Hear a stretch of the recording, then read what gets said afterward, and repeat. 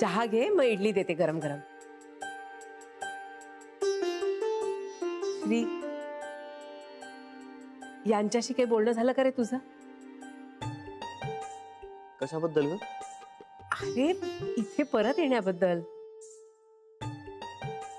अगं त्यांची जुळवाजुळव चालू आहे, त्यांना यायचंय परत. ए खरंच बरं होईल दादा आला तर. बर, इडली घेऊन आल्या.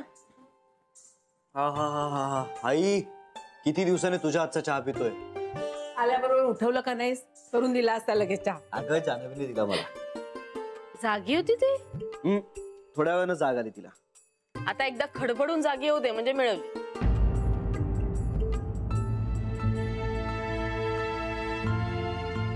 म्हणजे हल्ली फार माहेर चाललेलं असतं रे तिचं.